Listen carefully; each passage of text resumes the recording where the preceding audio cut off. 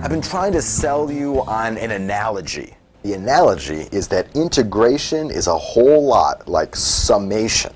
Now, we've also seen the fundamental theorem of calculus. And the fundamental theorem of calculus tells us that integration practically amounts to anti-differentiation. So how does the fundamental theorem of calculus fit into this analogy? Well, here's the analogy square. I've got integrating and differentiating, and integrating is like summing. So what's the thing that's like differentiating, but for the discrete world, I'm claiming it's differencing. Now, how so? Well, let's suppose that I've got a list of numbers. Maybe my list of numbers is something easy, like 1, 2, 3, 4, 5.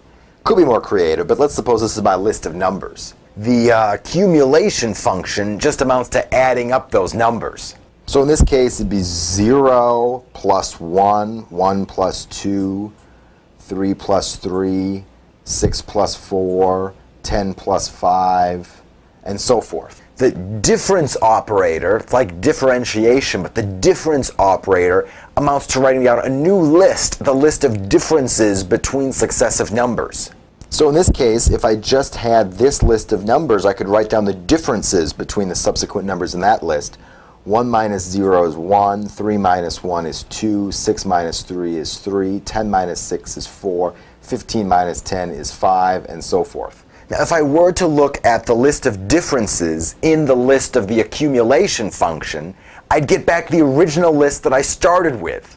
It's really worth repeating, right? Taking differences between the sum of the first k numbers in my original list and the sum of the first k minus 1 numbers in my original list just gives me back my original list of numbers. And this is analogous to the statement from calculus that if I take the derivative of the accumulation function, I get back the original function. Mathematics isn't just about isolated facts. It's really about analogies between ideas. It's just like in literature, where metaphor plays such an important role.